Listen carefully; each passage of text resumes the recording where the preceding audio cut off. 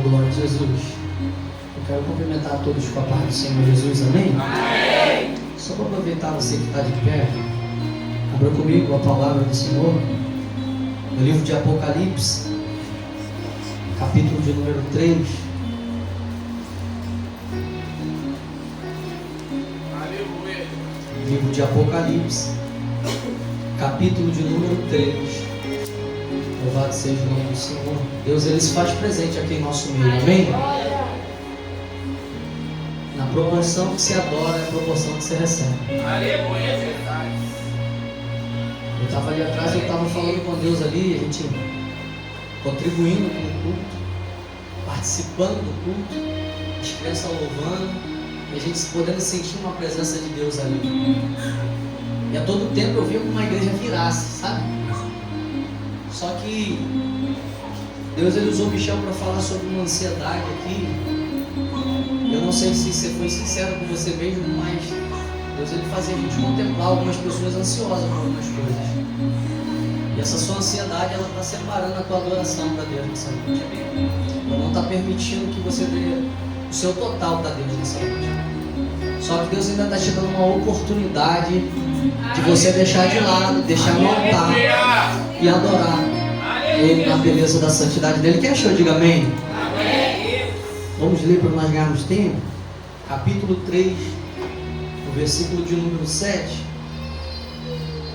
Diz assim a palavra do Senhor: ao anjo da igreja em Filadélfia escreve: estas coisas diz o santo, o verdadeiro, aquele que tem a chave de Davi, que abre e ninguém fechará, e que fecha e ninguém abrirá. Você pode sentar glorificando a Deus. Aleluia. Enquanto você vai sentando, eu quero agradecer a Deus por essa oportunidade.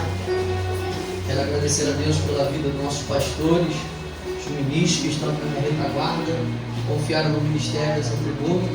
Deus abençoe abundantemente esse ministério, que cresça, se espalhe pela terra, para a glória do nome do Senhor.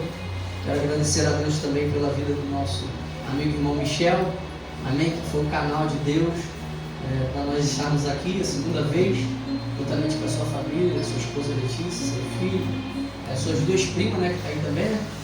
Está comigo me acompanhando hoje. Daquela vez não consegui trazer, mas está, com todo respeito, as donas aqui, mas está comigo a joia mais linda, a flor mais linda desse jardim, a mulher mais bonita dessa igreja, com respeito às outras, é a minha esposa que está ali, obreira Ingrid, amém? Ela ficou meio acanhada, eu falei, tu deixou o Michel, que isso, brincar contigo. O Michel foi lá, quebrou tudo, tu não aceitou nem a tua oportunidade, que Deus abençoe o Michel, amém?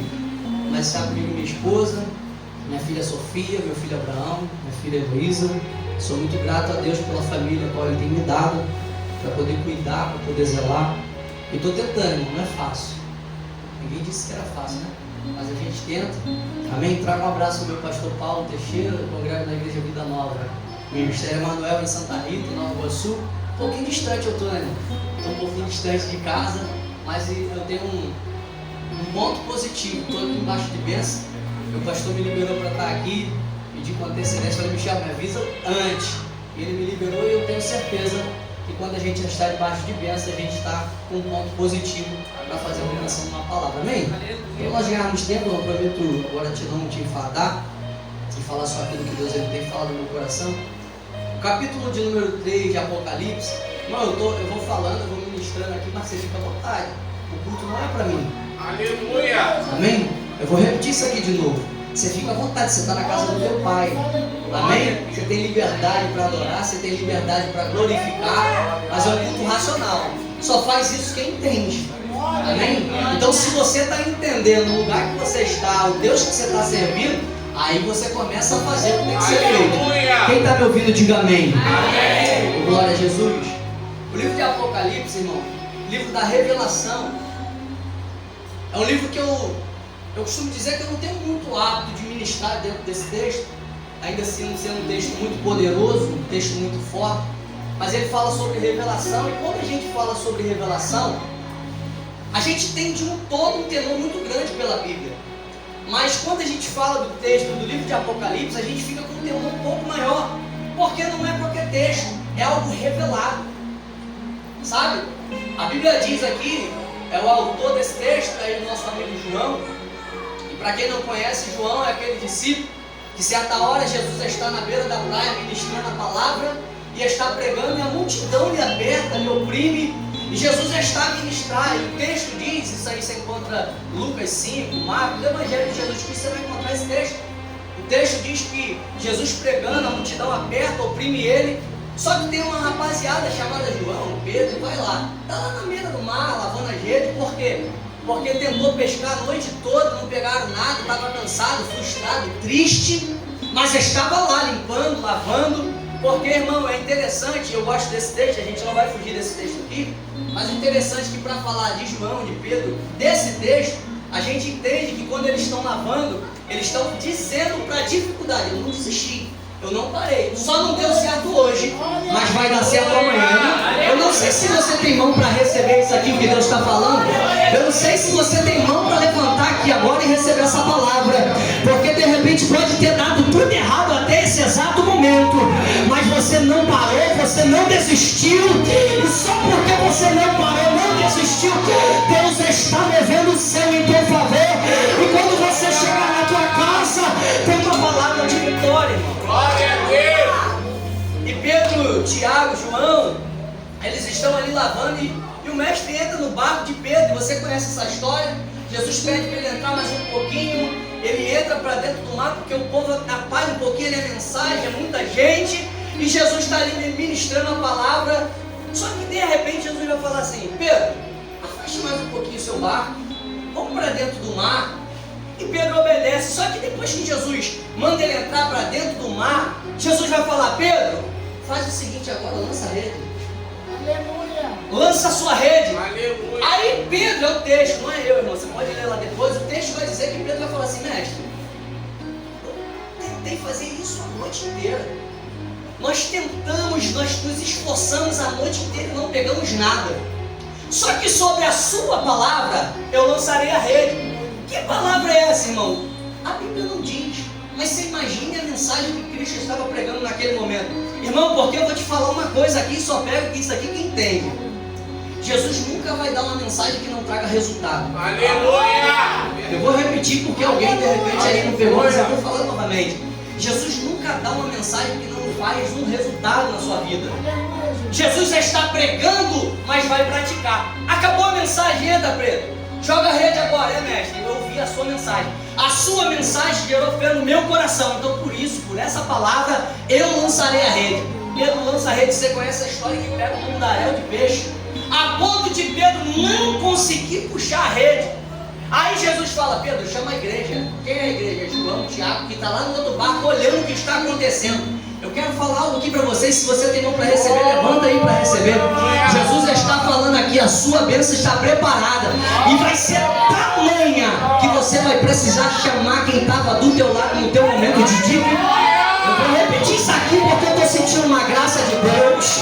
É Jesus falando aqui: ei, preste bem atenção no que está acontecendo no teu cenário, porque a hora que eu mandar uma pesca maravilhosa, não esquece de chamar quem estava no seu momento de dificuldade.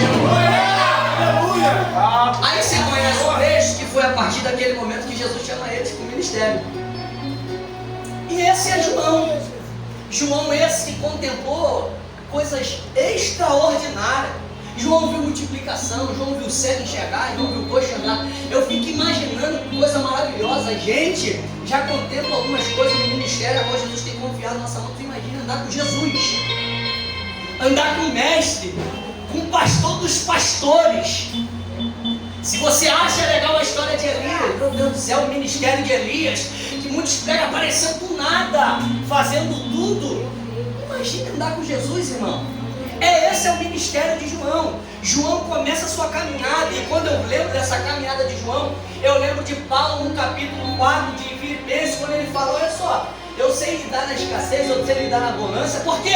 Porque João está vivendo isso em Apocalipse. João está na sua fase da sua vida que ele viu de tudo no seu ministério. Ele começa o chamado do teu ministério vivendo algo extraordinário. E se você pegar o texto, porque não é essa mensagem, você vai ver que era um empreendimento deles. Eles eram sócios. Você vai ver, você vai estudar, você vai ver aquilo ali. Então, resumindo, quando ele não está pegando peixe, é automaticamente falando, a empresa está falindo, está dando ruim, não está dando certo. Mas Jesus entra na empresa, entra no negócio, entra no ministério, entra na casa e muda a história. Aí João vive todas essas expectativas que Paulo falou, olha, eu sei lidar com tudo isso, porque eu posso todas as coisas naquele que me fortalece. Só que João aqui agora, eu quero te chamar a atenção, porque, irmão, falando de profecia, a gente fica pensando, se a gente precisa entender um pouquinho quem está recebendo a mensagem e para quem é essa mensagem. João, quando recebe essa mensagem da parte de Deus, essa visão, João está num lugar desfavorável. Se você pegar a Bíblia, a gente não vai ter tanto tempo para isso, mas se você pegar a Bíblia e começar a desfolhar, examinar como diz a palavra, você vai ver que João passou por várias fases, inclusive entrar dentro de uma caldeira cheia de azeite quente, fervendo, e nada lhe acontecer, porque, irmão, eu não sei se você tem irmão, mas hoje eu vim para profetizar, porque falaram que o culto era profético. O culto era profético, me chamou de ser, ele me enganou, não sei. Mas ele falou, mas o culto é profético. Eu falei, ô glória! Então eu não sei se você tem irmão para receber, mas tudo que Pedro e João passou, jogaram dentro de uma caldeira, irmão, você não consegue imaginar isso? João dentro de uma caldeira fervente e nada lhe acontecer.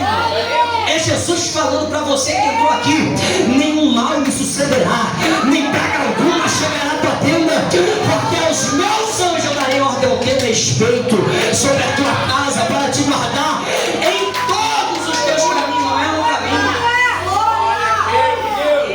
é João. Só que João está vivendo uma fase, ele está na ilha chamada Patmos. Por quê? João segue o teu ministério de excelência, João prega a mensagem, João ganha alma, João está levando avante a igreja do Senhor. Alguém precisa parar. É interessante isso, irmão, é que enquanto nós estamos parados, ninguém se levanta contra a nossa vida. Mas quando a gente se levanta e fala, eu vou fazer, deixa comigo, começa a levantar um levante, um vento sobre a nossa vida. Outro dia, eu estava conversando com o Michel, porque não, a gente fica, sabe, analisando alguns fatos e pensa um pouco para passar dificuldade ao cristão. E ele deve, certa vez, ele falou, mas como é que pode servir um Deus poderoso e passar por tudo? Deus não é comida, não é bebida. Não é só uma bonança, irmão. Se você só espera nele aqui na terra, você é o maior miserável que tem. A gente não espera em Deus as coisas só terrenas. Óbvio, vamos viver coisas extraordinárias, sim. Algumas pessoas. Nem todo mundo vai viver o extraordinário de Deus aqui na terra, porque nem todo mundo está preparado para administrar o que Deus tem para liberar sobre a sua vida. Então eu já quero liberar uma palavra para o teu coração nessa noite, que almeja coisas grandes. Se prepare primeiro para você não perder a bênção pelo meio do caminho. Só que esse capítulo de número 3, capítulo de número 2, as cartas, ela é direcionada a alguém. Fala, essas cartas é direcionada a alguém. Fala, e esse alguém somos nós. Porque se você pegar aqui, deixa, ele diz, ó, ao anjo da igreja em Filadélfia escreve: estas coisas diz o santo, o verdadeiro, aquele que tem a chave de Davi, que abre e ninguém fechará, e que fecha e ninguém abrirá. Se você pegar todas as cartas, se começa assim. Jesus, ele está com destino para essa carta, e essa carta é para quem? Para a igreja. E quem é a igreja? Somos nós, não sou eu, somos nós. Eu sozinho sou só membro, nós unidos somos igreja. Então essa carta, aí você vai falar, mas não é para o nosso tempo, não. Isso aqui se encaixa nos dias que nós vivemos também. Então a carta, ela tem uma direção, e essa direção é a igreja do Senhor. Aleluia. Só que Jesus, ele é tão detalhista que ele ele tem o cuidado de manifestar quem é que está entregando a carta. Porque, irmão, nós seres humanos somos um pouquinho difícil de lidar. Quem concorda comigo diz amém. Amém. Ih, baixou amém. Quem concorda comigo diga amém. Amém. Porque, irmãos, a gente fala de igreja, a gente lembra dos problemas que a igreja tem. Enquanto um quer para ir para a direita, o outro quer puxar para a esquerda. Isso é normal, irmão. Isso é normal ter. Só que você precisa entender e aprender a direção que Deus dá ao anjo da igreja. Se você pegar e estudar a palavra, a gente vai tentar ver quem é esse anjo da igreja. E não tem esse concreto para quem é esse anjo, se é um anjo angelical ou se literalmente é para o anjo da igreja, os pastores. Mas hoje os teólogos usam como base o pastor da igreja. Por quê? Porque é alguém que representa a igreja. E ele vai falar: ó, o anjo da igreja escreve essas coisas. Quem é que está escrevendo? É o santo, é o verdadeiro. Por que santo e verdadeiro? É ele manifestando, é ele verbalizando quem é o dono da igreja. Aleluia. Jesus. Eu não sei se você entendeu, mas a carta tem uma direção.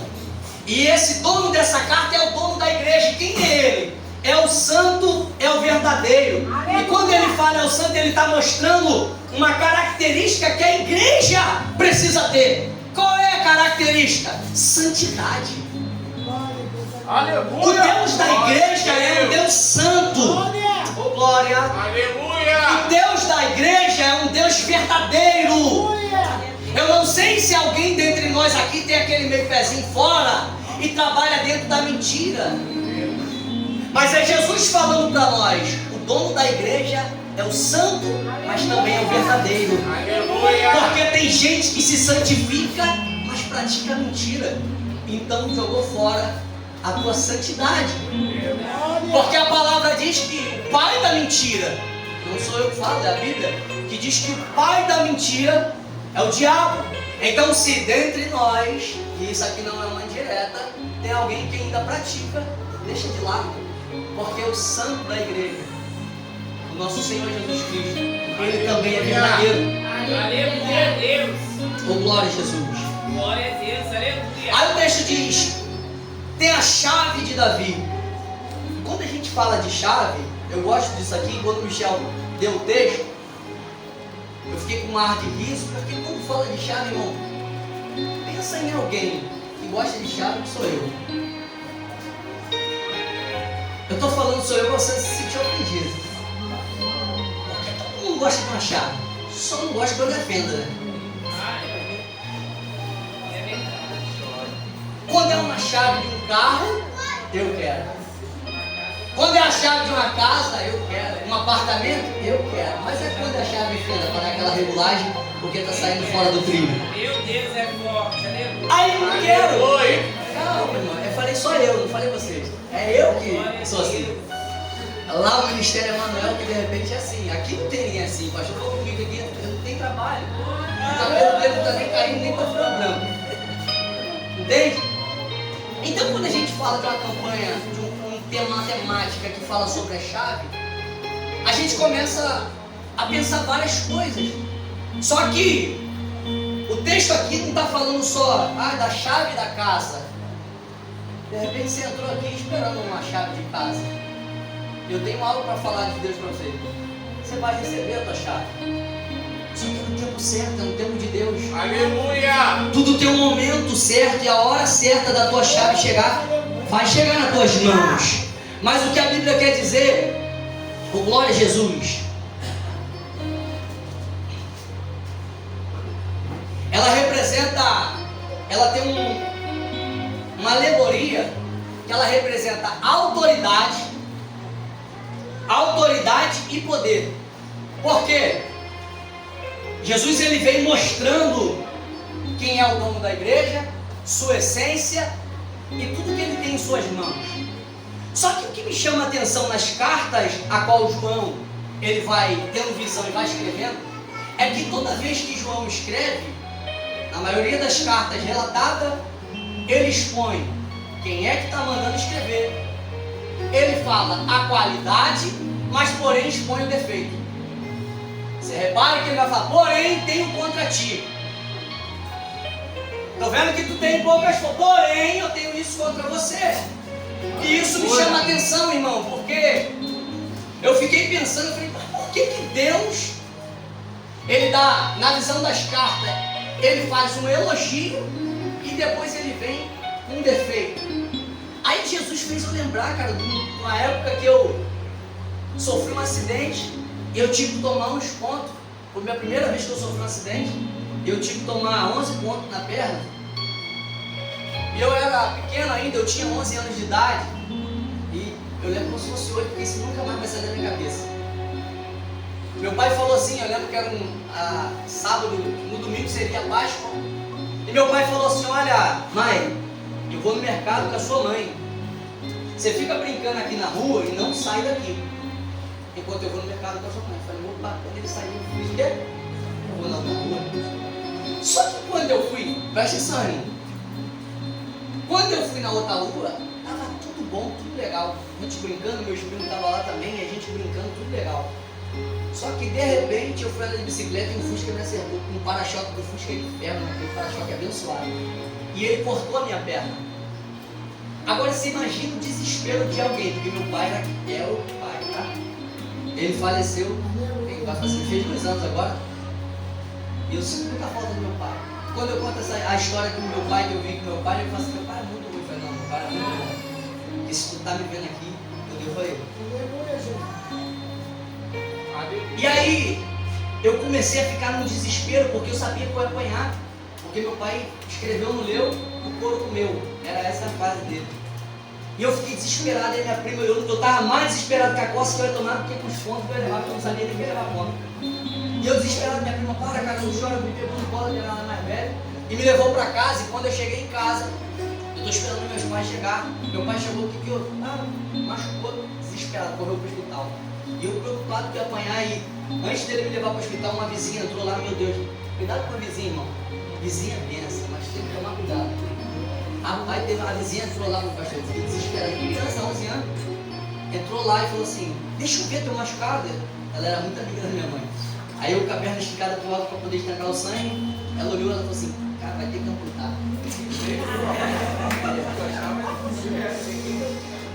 Não gostava mesmo, não, ela pagava os outros para me bater. Agora é levado, pagava os outros para me bater. Deus o tenha. Ou não, porque ela já foi. Então ela falou assim, tua perna vai ter que cortar. Eu desesperado, como é que eu jogar bola, só que desesperado, por meu Deus, minha mãe. Calma. Quando minha mãe falou calma, me trouxe uma paz de espírito. Eu não entendia, mas me trouxe uma paz de espírito, porque eu confio no que minha mãe e meu pai falam. E aí eu lembro como se fosse hoje, meu pai chegou comigo no hospital. Eu falei, agora essa mulher vai costurar, eu vou pra casa e tá tudo certo. Tá tudo em paz.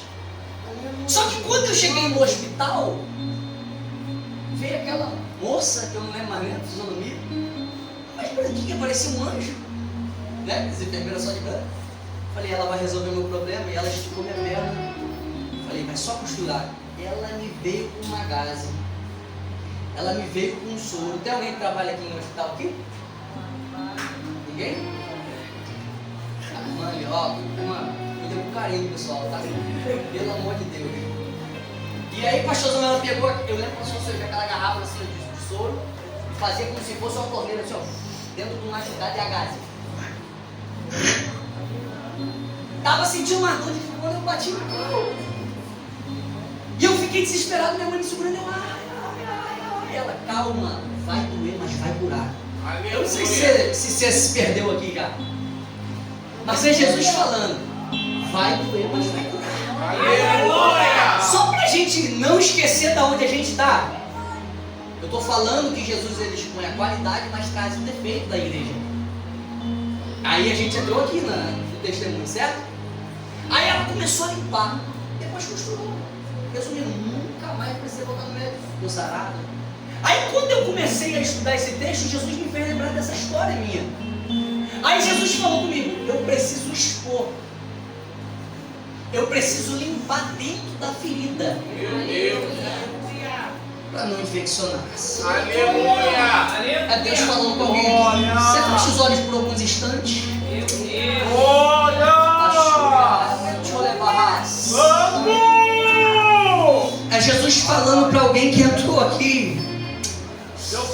Eu sei que está doendo.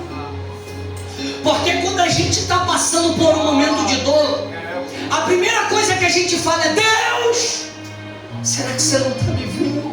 Meu Deus. Será que o Senhor não está escutando as minhas orações? Será que o Senhor não está vendo a minha necessidade? É Jesus falando, tá doendo, mas vai sarar. Ei, irmão, porque preste atenção. Isso aqui é como se fosse parábola para você entender. Você imagine se aquela mulher não limpa, não machucada, cheia de areia e só costura. Dava uma gangrena, não sei nem se o nome é esse, mas dá-se de repente uma gangrena e poderia de verdade ter que cortar minha perna. Mas ela sabe o que está fazendo. Ela estudou para isso. Olha para alguém que está do teu lado e fala, Jesus sabe. Está muito baixinho. Jesus sabe o que está fazendo. Aí agora com voz do profeta fala, está doendo, mas vai curar. Está doendo, mas vai curar. Aí Jesus, ele sempre traz a ferida, sempre ele fala do problema. Você percebe isso aqui no versículo de número 8. Conheço as tuas obras, e eis que tenho posto diante de ti uma porta aberta. Quem pode levantar a mão para receber isso aqui? Eu vou repetir isso aqui de novo, porque a profecia não é minha, é dele. E se o culto é profético, o versículo está propício para isso aqui. Versículo de número 8. Conheço as tuas obras. É Jesus falando, eu te conheço. Ele barra enquanto ele está falando isso aqui, de olho fechado, Jesus me levou no texto de Ezequias. Aleluia. Por que no texto de Ezequias? Porque qual era a palavra de Isaías para ele? É morte. Já tinha um decreto. O decreto era de morte. Só que quem tem intimidade e história com Cristo tem crédito no céu. Eu não sei se você está ligado no que eu estou falando, senão você já tinha dado glória. Mas quem entende o texto que eu estou falando, entende o que o Espírito está falando para a igreja. Quem tem crédito no céu, quem tem intimidade em oração, tem crédito com Deus. Aleluia. Isaías vai na casa e fala, olha, põe tua casa em ordem, porque tu vai morrer. Ele sabe quem é que está entregando a mensagem. Ele fica desesperado, Isaías vai embora. Primeira coisa que Ezequias faz é virar a cara para a parede. Aleluia. E quando Ezequias começa a virar a cara para a parede, ele começa a relatar, Deus, tu lembra quando eu destruí os altares? Você lembra quando eu edifiquei? Você lembra que eu andei no caminho reto? Você lembra da história que eu tenho contigo? Você lembra das noites de sono que eu perdi? Vocês lembram, Senhor, das almas que eu ganhei? Aí, irmão, quando o homem de Deus e a mulher de Deus começa a orar e começa a relatar, começa a trazer memória, Mike, você está falando que tem que trazer memória porque Deus esqueceu? Não, porque é necessário você botar em prática as mesmas ações. Aleluia. De repente, irmão, a Bíblia diz, lembra de onde caíste. Por que lembra? Porque tu já parou para analisar? Toda vez que você faz uma retrospectiva da sua vida, você avança. Voltar, tu não volta. A não ser se tua vida é muito boa. E aí você está meio dizendo, não, eu nunca tive vida muito boa. Então sempre fui construindo degrau por degrau. E toda vez que eu estou desanimado, minha esposa está ali que não deixa mentir. Eu paro em casa, eu fico olhando para a laje, né, da casa, do teto. Só que ainda não está embolsado, e lá é a viga e aquelas coisas de isopor, né? As placas de isopor. Só que foi eu e ela que fez todas as vigas. Enquanto todo mundo estava dormindo na madrugada, a gente enchia 3, desformava 3. Aleluia. Enchia 3 e desformava 3. Aí tu me pergunta se é pedreiro? Não, eu sou mecânico.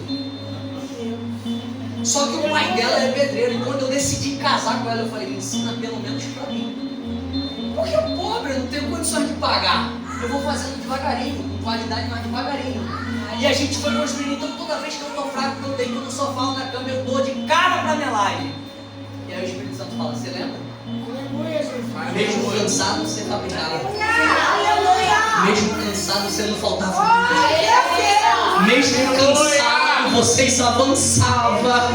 Irmão, eu não sei se você está sentindo essa virtude que está aqui, mas quando eu começo a fazer uma retrospectiva da minha vida, irmão, eu grito: Satanás, sai da frente, porque desânimo não vai me parar, carreira não vai me impedir, tribulação não vai me parar, porque a igreja avança.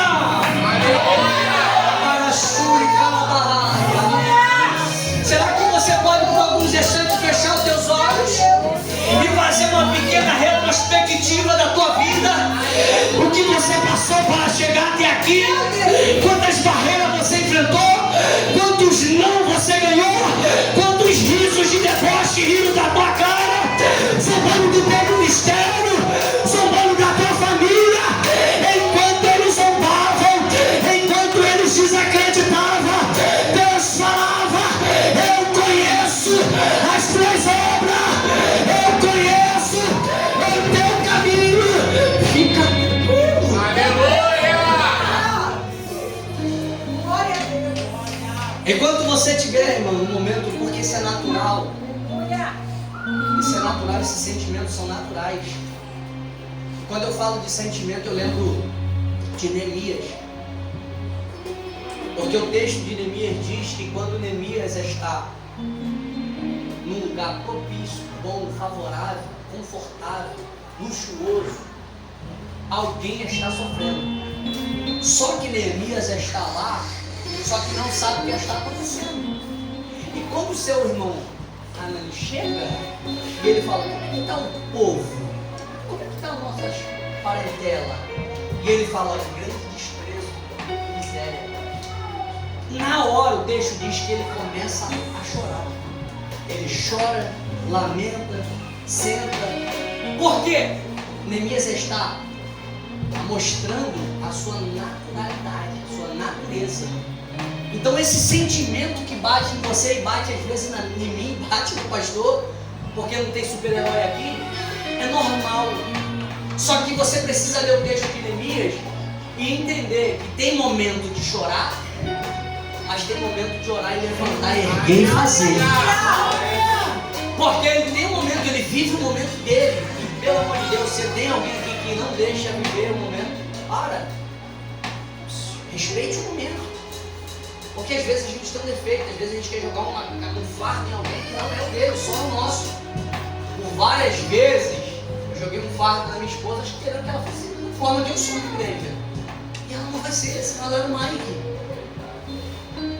Então não jogue o fardo, respeite, só que faça como Neemias. Calma aí, vamos buscar conselho de Deus, vamos orar, vamos jejuar, vamos ver qual vai ser a direção de Deus para esse negócio, porque vai dar certo.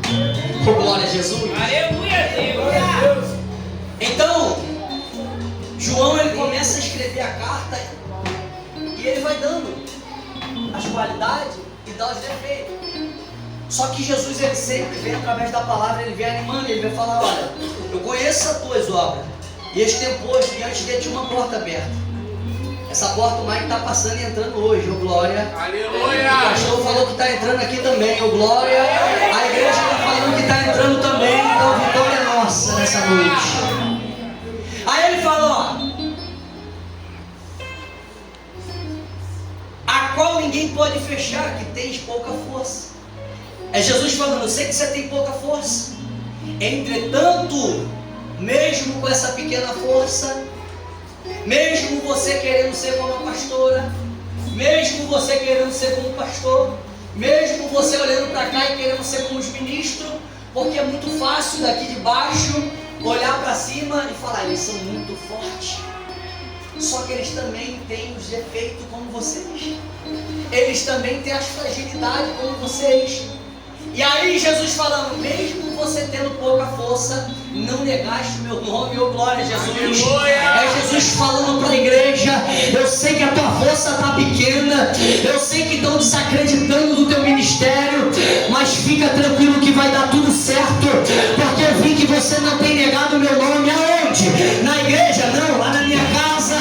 Eu não tenho negado o nome na rua, eu não tenho negado o nome nas redes sociais, porque ser crente aqui dentro é muito fácil, difícil é ser crente lá fora, irmão. Aleluia! E essa mensagem é para a igreja, é para nós. Mesmo com a tua pouca força, se mantenha firme, se mantenha constante, sempre abundante na obra do Senhor, sabendo que não é em vão. Não fique querendo se comparar, irmão. Comparativo mata ministério. Vou repetir isso aqui. Não fique comparando o teu ministério com o ministério de alguém. O seu ministério é o seu ministério. A sua vida é a sua vida. A tua família é a tua família. Só faz o favor, entra pela porta que está aberta. Aleluia! Porque enquanto você fica dando ibope para tantas coisas, a porta está aberta e você nem entrou ainda. Oh glória, Jesus é Jesus falando para alguns aqui que está fora do aprisco. A porta está aberta e você está dando ouvido para todo mundo, mas a voz do Espírito você ainda não ouviu. E eu estou falando para você, a porta está diante de nós e essa porta está aberta. E o Espírito de Deus está falando no meu coração. Quando você passar por essa porta, eu vou transformar a tua história, vou transformar a tua vida, vou mudar a tua casa, vou levantar um ministério para você. E quem olhou e viu falência, vai ver a abundância. Se coloque de pé.